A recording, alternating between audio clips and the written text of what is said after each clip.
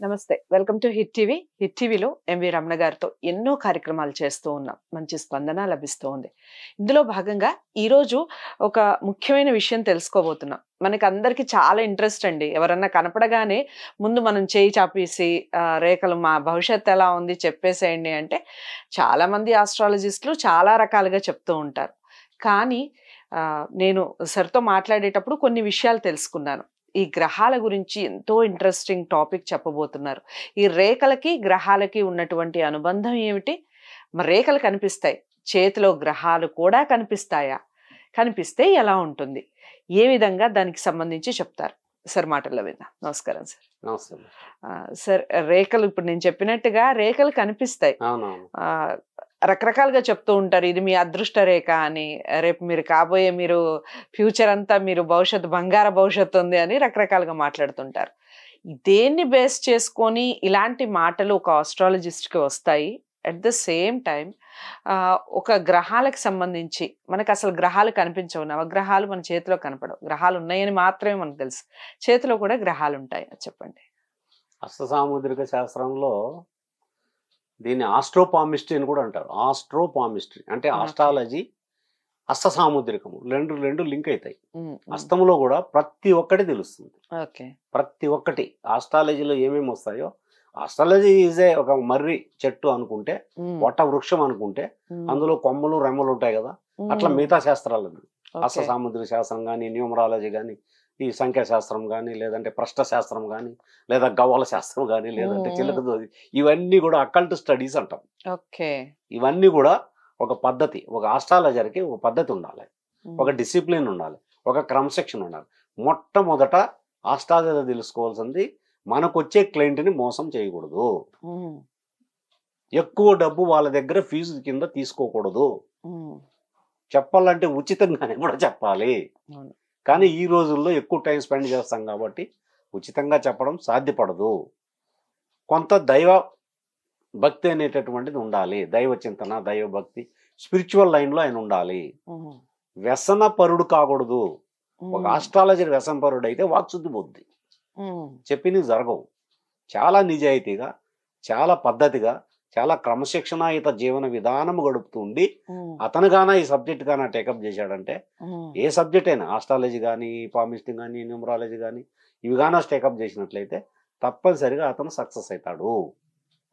ఎవరైతారు ఆస్ట్రాలజీగా, ఎవరు పామిస్ట్ అవుతారు? ఇప్పుడు నా చేతిలో నేను ఎందుకైనా అంటే, నా గురుడు బుధుడు, చంద్రుడు, గురుడు, బుధుడు, చంద్రుడు బలంగా ఉన్నారు నా చేతిలో. తర్వాత మధ్య వేలు కింద పుట్టుమచ్చ ఉన్నది. అర్థమైందా? నేను ఎవరికి ఎక్కువ చూపించాను దీనివల్ల. ఎప్పుడైతే పుట్టుమచ్చ ఉంటుందో మధ్య వేలు శని కింద, తప్పనిసరిగా 6th సెన్స్ ఉంటుంది వాళ్ళకి.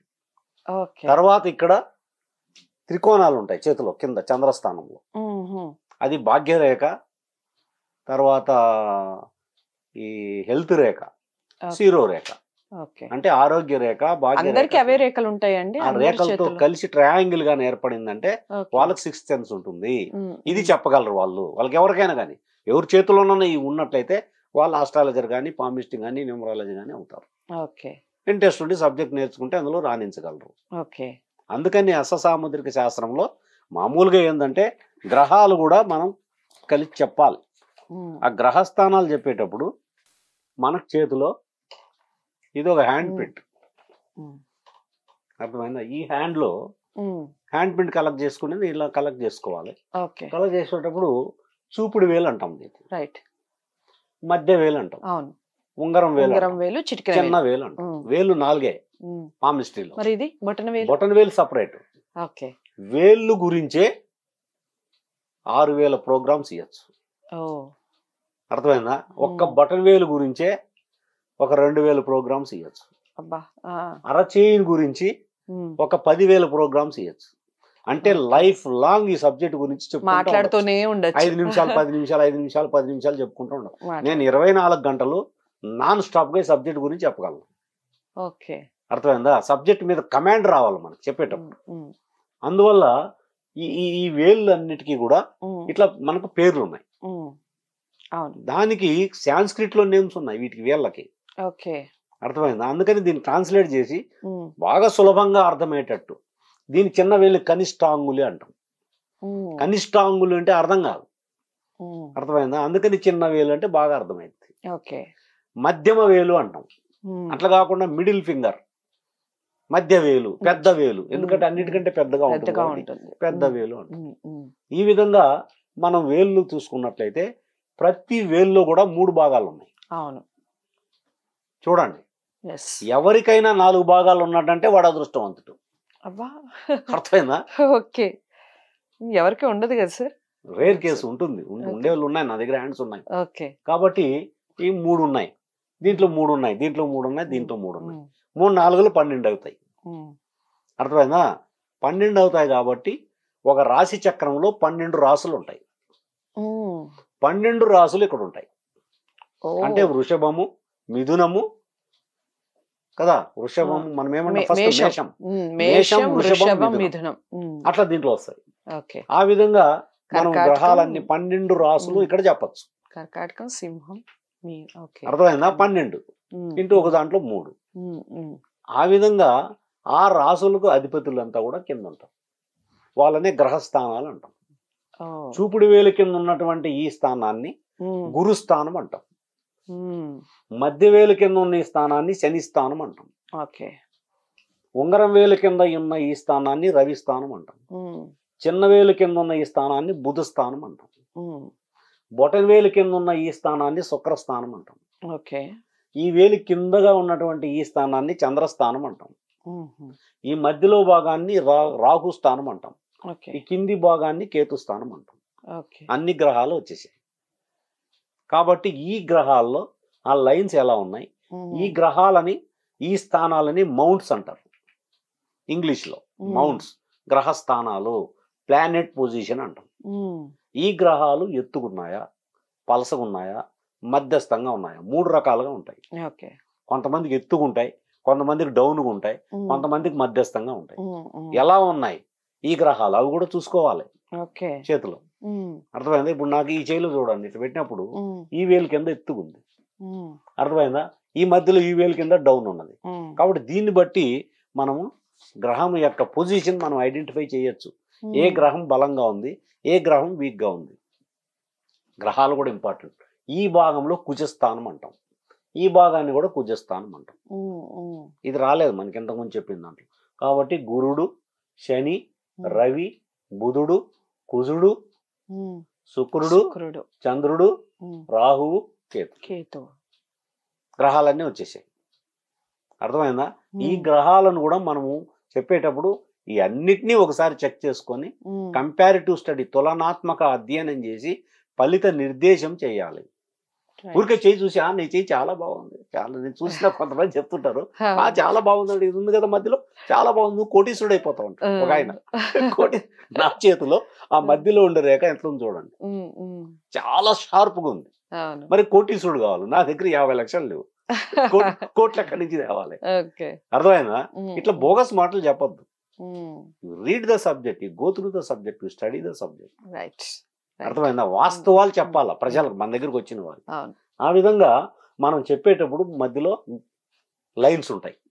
కొంతమంది చేతిలో మొత్తం లైన్సే ఉంటాయి, ఎక్కువ హెవీ లైన్స్ ఉంటాయి, హెవీ హ్యాండ్ అంటాం దాన్ని. కొంతమంది చేతిలో ఈ చేతిలో లైన్సే లేవు, లైన్స్ ఎక్కువ లైన్స్ ఉన్నాయి, చాలా తక్కువ లైన్స్ ఉన్నాయి. అట్లా ఎక్కువ రేఖలు లైన్స్ ఎక్కువ ఉంటాయి, తక్కువ రేఖలు ఉంటాయి. ఎక్కువ రేఖలు ఉంటే టెన్షన్ ఎక్కువ పడుతుంటాడు, ఆలోచనలు ఎక్కువ ఉంటాయి. అది మళ్ళీ ఒక వీడియో తీస్తే దాని మీద, అర్థమైందా? అట్లా లైన్స్ బట్టి అన్ని రేఖలు ఉంటే ఏంటి వాని పరిస్థితి, వాడు ఎలా ఉంటాడు అని అనాలిసిస్ ఏంటి, అర్థమైందా? హ్యాండ్ అనాలిసిస్ చేస్తే దాని మీద 20 నిమిషాలు చెప్పచ్చు. అట్లాగా అదే విధంగా ప్లెయిన్ హ్యాండ్ అంటాం, తక్కువ రేఖలు ఉంటాయి. మామూలుగా 6 రేఖలు ఉండాలి చేతిలో. ఈ 6 రేఖల్లో కొంతమంది చేతుల్లో 2 ఉంటాయి, కొంతమంది చేతుల్లో 3 ఉంటాయి, కొంతమంది చేతుల్లో 4 ఉంటాయి, కొంతమంది చేతుల్లో 5 ఉంటాయి, కొంతమంది చేతుల్లో 6 ఉంటాయి. ఎవరి చేతులు అయితే 6 రేఖలు ఉంటాయో వాడు భాగ్యవంతుడు, అదృష్టవంతుడు, ఇండస్ట్రియలిస్టు, పారిశ్రామికవేత్త, ఉన్నత స్థానంలో ఉన్న పొలిటీషియన్ లేదా ఐఏఎస్ అధికారి. ఈ రేఖలు పొడుగ్గా ఉన్నాయా, పొట్టిగా ఉన్నాయా, షార్ట్ లైన్స్ ఉన్నాయా, లాంగ్ లైన్స్ ఉన్నాయా, అర్థమైందా? లైన్స్ అన్ని లెంగ్తీగా ఉండాలి. పొడవాటి రేఖలు కలిగినటువంటి వాడు. ఓసారి రోసయ్య గారు చేసి చూసినాను నేను వాళ్ళ ఇంటికి వెళ్ళి. రోసయ్య చూస్తే పెద్ద చెయ్యి ఉంది, అబ్బా. సంఘ సేవ చేసేవాడు, పెద్ద చెయ్యి ఉంటే. పొడవాటి రేఖలు ఉన్నాయి, ఓకే. పొడవాటి రేఖలు కలిగిన వాడు రాజు అవుతాడు. ఇప్పుడు రాజులు లేరు, మంత్రులు అవుతారు. మంత్రులు కూడా గవర్నర్లు అవుతారు, ముఖ్యమంత్రులు అవుతారు అని చెప్పినా నేను ఆయనకి. ఆయన ముఖ్యమంత్రి అయిపోయిండు, గవర్నర్ అయిపోయిండు, అవును, నన్ను మర్చిపోయిండు. అర్థమైందా? ఓకే, సబ్జెక్ట్ మిగిలింది కదా సార్. కాబట్టి మనకు ఒక ఉదాహరణగా మనము ఇటువంటివి మనకు అప్పుడప్పుడు మనకు రిమైండ్ అవుతుంటాయి మన మనసులో. ఈ పొడవాటి రేఖలు కలిగిన వాడు పరిస్థితి ఏంటి. కాబట్టి ఆ రేఖల్లో చుట్టినటువంటి రేఖ బొటన్ వేలు దగ్గర ఉంటుంది. బొటన్ వేలు దగ్గర ఒక లైన్ చుట్టు ఉంటుంది. నాకు చూడండి ఎట్లుందో, రౌండ్ గా ఉంది. ఇట్లా అందరికీ ఉండదు చేతిలో. ఈ విధంగా రౌండ్ చుట్టి ఒక 100 మంది చేతులు చూసి 5 మందికో 10 మందికో ఉంటుంది. ఇలాగా తక్కువ మందికి ఇది చుట్టు ఉంటుంది. ఎవరికైతే చుట్టి రౌండ్ గా ఉంటుందో 2 చేతుల్లోన వాళ్ళు ఆరోగ్యంగా ఉంటారు. హెల్త్ ప్రాబ్లమ్స్ పెద్దగా వాళ్ళకి డిస్టర్బ్ చేయదు. స్మూత్ షైలింగ్ లైఫ్ అంటాడు ఇంగ్లీష్ లో. ప్రశాంతమైనటువంటి జీవనాన్ని గడుపుతాడు. హర్డల్స్ ఉండవు, ఎక్కువ ఇబ్బంది పడరు లైఫ్ లో. అదే విధంగా మధ్యలో ఇంకో రేఖ ఉంటుంది, దాన్ని శిరోరేఖ అంటాం, హెడ్ లైన్ అంటాం. దాన్ని బట్టి మైండ్ పరిస్థితి ఏంది, వాడు ఇంటెలెక్చువలా, ముద్దోడా, తెలివైన వాడా, తెలివి తక్కువ వాడా, వాడు మైండ్ తో పనిచేస్తాడా, మైండ్ బాగా వర్క్ చేస్తుందా, ఆయన దగ్గర ప్లాన్స్ ఉంటాయా, ప్రణాళికలు ఉంటాయా, ఆ లైన్ చూసి చెప్పేయచ్చు. బాగా చదువుతాడా లేదా. శిరోరేఖ బలంగా పొడుగ్గా ఉంటే చదువు బాగుంటుంది, అది పొట్టిగా ఉండి అది లేకుండా ఉంటే చదువు డిస్టర్బ్ అయిపోతుంది. ఎడ్యుకేషన్ గురించి చెప్పచ్చు దాన్ని, వాడి మైండ్, వాడి ఇంటెలెక్చువల్ కెపాసిటీస్ అవన్నీ కూడా చెప్పచ్చు. అదే విధంగా ఇంకో లైన్ ఉంటుంది వేళ్ల కింద, హార్ట్ లైన్ అంటాం, హృదయ రేఖ అంటాం. దీన్ని హృదయ రేఖ అంటాం, హార్ట్ లైన్. ఈ లైన్ కూడా కొంతమందికి అది ఇక్కడి నుంచి రావాలి, ఇక్కడి నుంచి వస్తే ఆయుష్ ఎక్కువ అతనికి. 80 ఏళ్ళు 90 ఏళ్ళు బతుకుతాడు ఆయన. ఈ లైన్ కన్నా పొట్టిగా ఉన్నింది అనుకోండి, లైఫ్ షార్ట్ గా ఉంటుంది. అర్థమైందా. అది చిన్న వేలికి ఈ వేలు కింద ఆగిపోయింది అనుకోండి, అది ఇక్కడ నుంచి స్టార్ట్ ఇక్కడ వరకు వస్తుంది. ఈ వేలు కింద ఆగిపోయింది అనుకోండి, అతనికి 42-41 ఇయర్స్ లో ఒక గండం ఉంటుంది. అది తప్పించుకుంటే నెక్స్ట్ ముందుకు వెళ్తాడు, లేదంటే అక్కడ చనిపోవడం కూడా జరుగుతుంది. అదే కొంతమందికి ఈ వేలు కింద ఎండ్ అవుతుంది, 50-51 ఏజ్ ఉంటుంది అక్కడికి వచ్చాము. ఆ ఏజ్ లో అతనికి గండం ఉంటుంది, అక్కడ ఆగిపోతే. అదే విధంగా ఈ ఏళ్ళ కిందకి వెళ్ళిపోతుంది, పూర్ణ ఆయుష్ కూడా అంటాం. అర్థమైందా.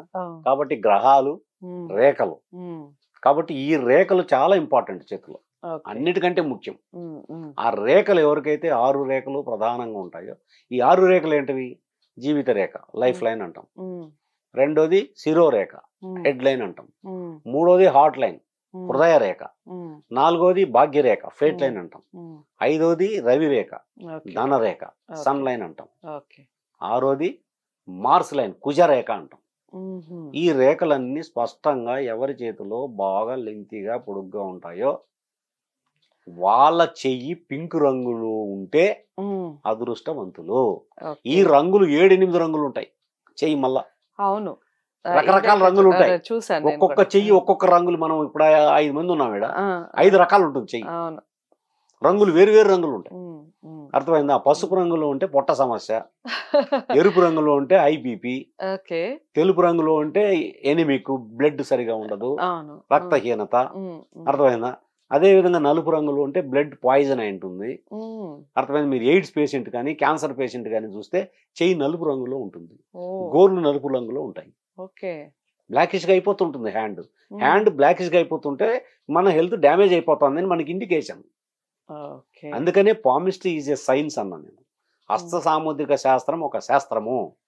ఒకసారి ఒక ఛానల్లో కూర్చొని చాలా డిస్కషన్ జరిగింది దీని మీద. సూపర్ సార్, మీరు చెప్తూ ఉంటే నిజంగా అలా అడిక్ట్ అయిపోతామేమో, అలా ఉంది సబ్జెక్ట్. ఒకసారి నా పుస్తక ఆవిష్కరణకి 3 ఐపీఎస్ ఆఫీసర్లు, 2 ఐఏఎస్ ఆఫీసర్లు వచ్చారు.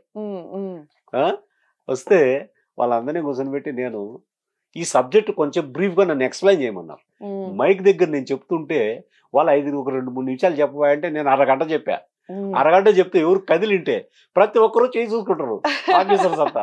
ఇప్పుడు నా పరిస్థితి కూడా హాల్లో 400 మంది. నేను కూడా మీరు చెప్తూ ఉంటే ఈ రేఖ ఉందా ఈ రేఖ ఉందా నేను కూడా చెక్ చేసుకుంటూ ఉన్నాను మీరు చెప్తూ ఉంటే. ఆ రోడ్ లో నిలబడి చెప్పడం కానీ స్టార్ట్ చేసినానంటే ట్రాఫిక్ జామ్ అయిపోతుంది. అంత వాల్యుబుల్ సబ్జెక్ట్ ఇది. అర్థమైందా? అంత వర్త్ సబ్జెక్ట్ ఇది, అంత డిమాండ్ ఉంది దీనికి. ఓకే. అర్థమైందా? మనిషి కదలలేకుండా చేసేయచ్చు. అర్థమైందా? దీన్ని ఎన్కాష్ చేసుకోగలిగితే విపరీతమైన మనీ సంపాదించుకోవచ్చు సమాజంలో. కానీ మీరు స్టార్టింగ్ లోనే చెప్పారు కదా. ఎందుకంటే అందుకే చెప్పినా నేను, హస్త సాముద్రికవేత్త కానీ ఆస్ట్రాలజర్ కానీ మనీ మైండెడ్ గా ఉండద్దు. డబ్బు సంపాదన మన అవసరాల మేరకు డబ్బులు ఉంటే చాలు. కోట్ల రూపాయలు ఎవరికి ఇవ్వాలి? 100 ఎకరాలు. నేను నాకు నవ్వు వస్తుంటుంది, కొంతమంది 1000 ఎకరాలు 100 ఎకరాలు దోపిడీ చేస్తుంటారు. ఏం చేయాలని?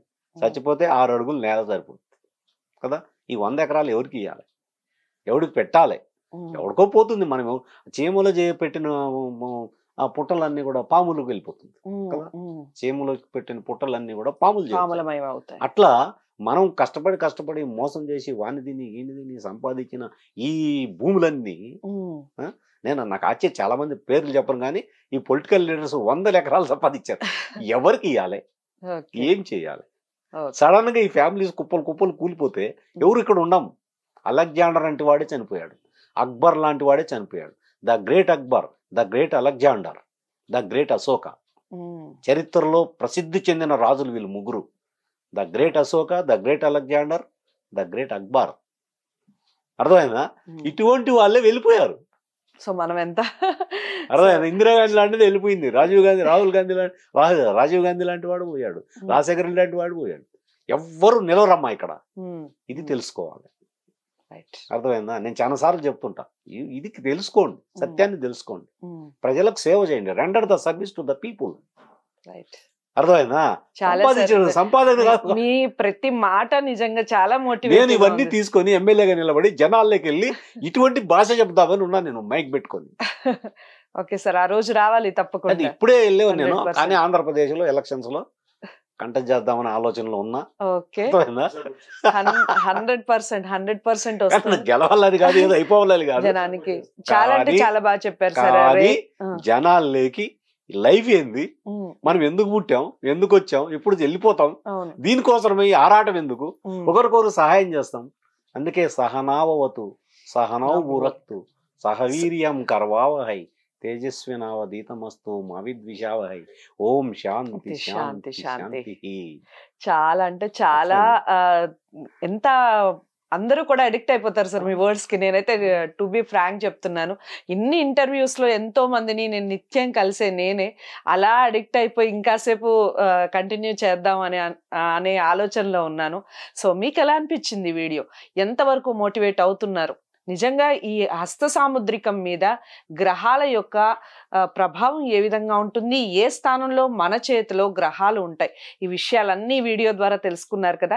అంతేకాకుండా సార్ చెప్పే మాటల్లో ఏది సత్యం ఏది నిత్యం, ఈ మాటలన్నీ కూడా మనల్ని ఎంతో మోటివేట్ చేస్తున్నాయి. మరో మంచి వీడియోతో, మరో మంచి ఎఫెక్టివ్ వీడియోతో హస్తరేఖలకి సంబంధించి మళ్ళీ కలుస్తాను. అంతవరకు సెలవు, నమస్తే.